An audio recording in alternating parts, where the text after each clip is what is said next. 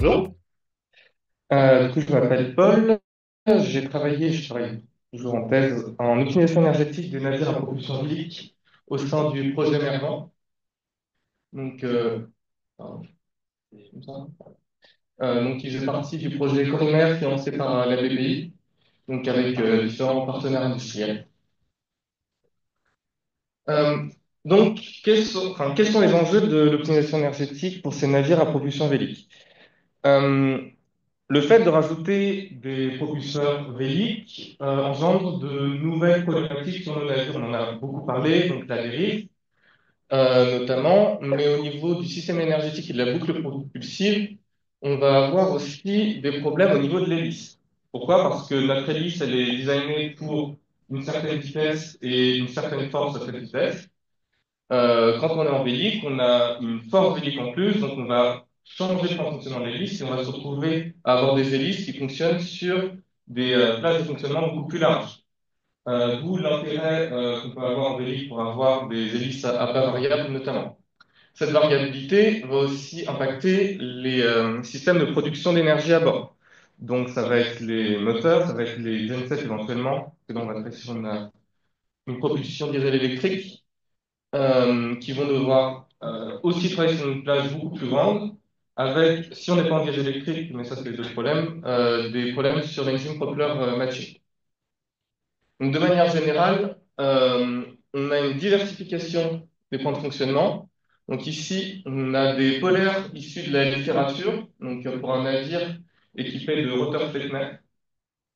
Donc à gauche, on voit les gains en propulsion pour une vitesse donnée. Donc on voit que on peut aller très bien de gains négatifs, c'est-à-dire qu'on va consommer plus à cause de la traînée générée par les rotors, à des gains supérieurs euh, à l'énergie nécessaire pour faire avancer le navire, donc quand on dépasse les 100%.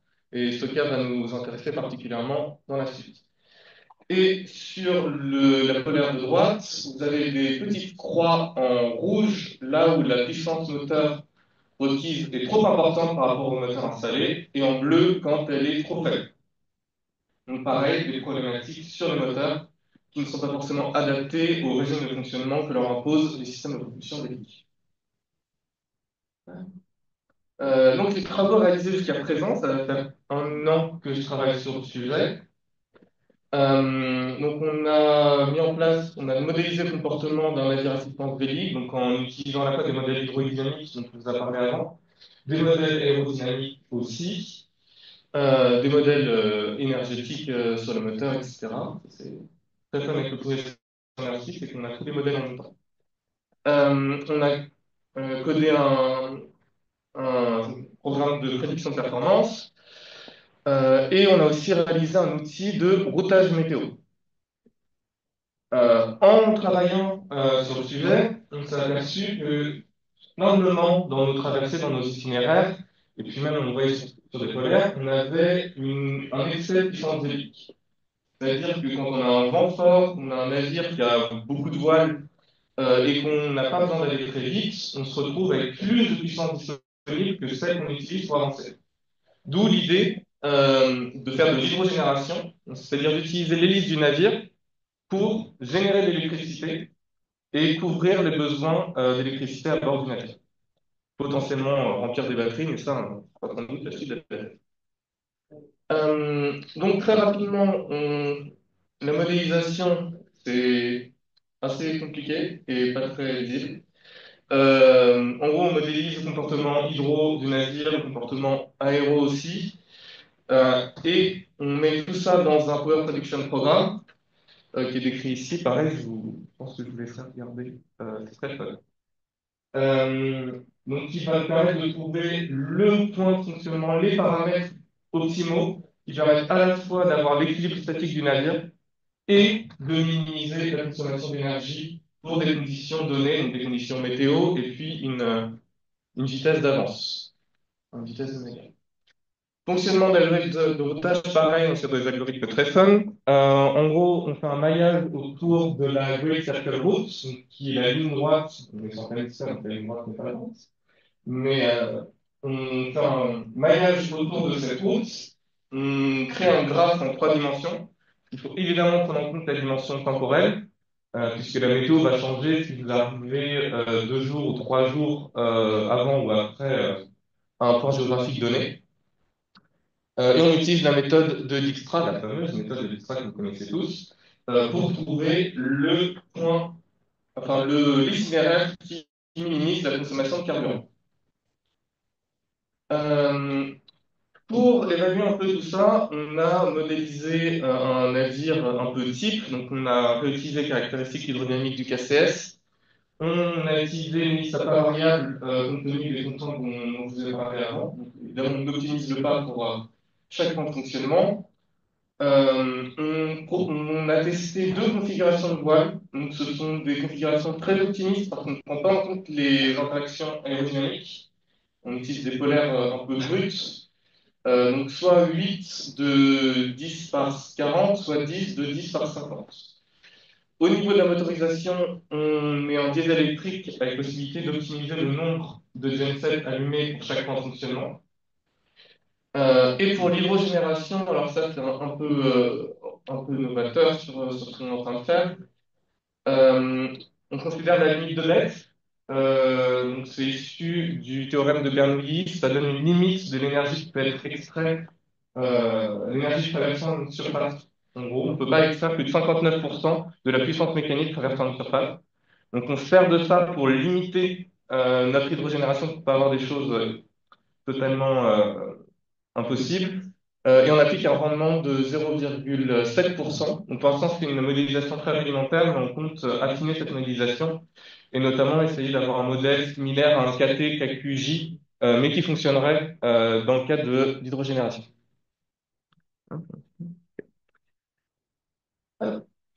Donc les résultats de nos PPP. Donc on a quelque chose de très optimiste. Donc là, on est sur des résultats à 13 nœuds. Et on a tracé en très plan l'apport en termes mécaniques, donc la puissance que l'on n'a pas à fournir en propulsion.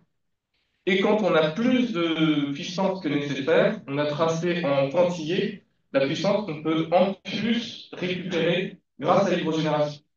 Comme vous voyez, il y a une saturation au niveau de l'hydrogénération, c'est parce que l'heure actuelle, nous n'utilisons pas de batterie, donc l'hydrogénération sature au moment où on couvre les besoins du navire.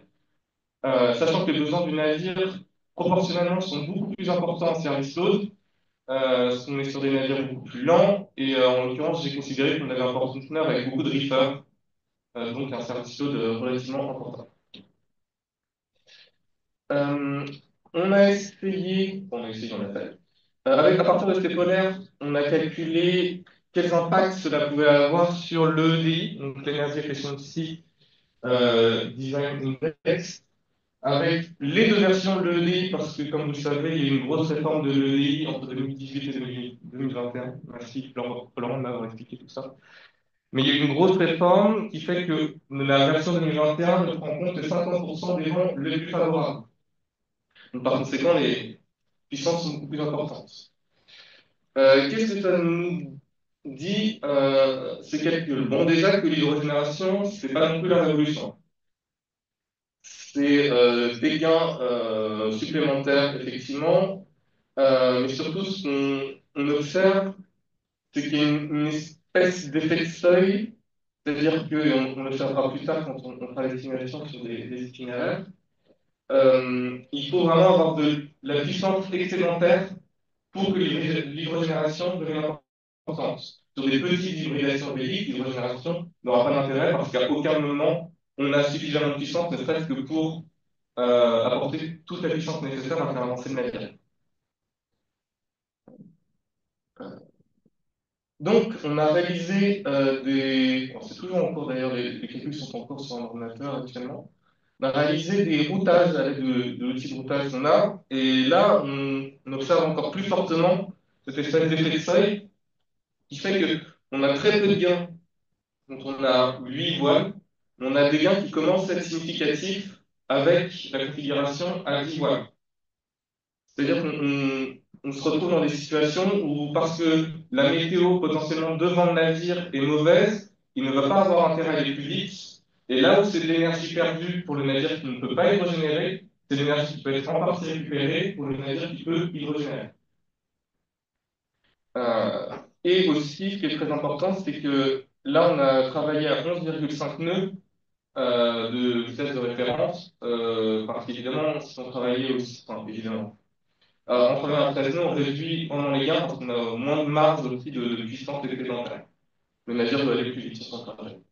Donc, si on regarde les résultats, sur un trajet donné, donc là, en l'occurrence, entre le détroit de Gibraltar et les Bahamas, au mois de mars 2023, vivant dans le système montage on considère qu'on connaît parfaitement la météo, donc on ne prend pas en compte des incertitudes de ce point de vue-là. On voit donc, sur le trait bleu que ici le service load est d'environ 1,8 MW, donc l'hydrogénération permet parfois même d'être quasiment entièrement, couper entièrement le moteur et juste se laisser porter, générer de l'électricité et ne rien consommer. Euh, voilà. Euh, et que, évidemment, on ne peut pas le faire avec sans hydrogénération. Et du coup, ça entraîne des itinéraires différents parce que le navire qui hydrogénère va du coup favoriser des trajectoires avec des vitesses plus élevées quand il y a du vent. Ça, c'est un petit aperçu de ce qu'on continue, enfin, ce qu'on a commencé à faire, ce qu'on va continuer à faire. C'est de vraiment intégrer la gestion de l'énergie au routage du navire. Donc, en l'occurrence, ça, c'était un travail qu'on avait fait pour essayer de limiter le nombre de démarrages moteurs, parce que comme on est en diesel électrique, on démarre, on arrête sans cesse des moteurs pour être toujours sur le point de fonctionnement optimal.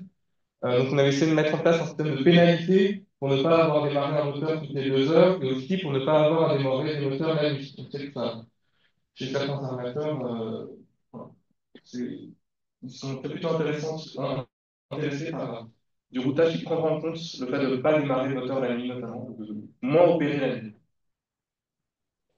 En conclusion, un petit tableau récapitulatif de ce qui a déjà été fait, de ce qui est prévu de faire, donc quand on dit prévu, c'est dans les mois qui arrivent, et puis envisager, donc là on est un peu plus ouvert, c'est ce qui arrivera dans la suite de la thèse, et notamment ce qui pour nous va être très intéressant, c'est qu'on va avoir l'arrivée d'un stagiaire d'ici le 1er avril qui va nous aider sur des simulations numériques pour avoir un meilleur modèle de régénération et vraiment avoir quelque chose de plus fin, plus proche de la réalité, et pas ce modèle un peu théorique que j'ai mis en place pour déjà avoir une idée de si ça avait un intérêt ou pas dedans.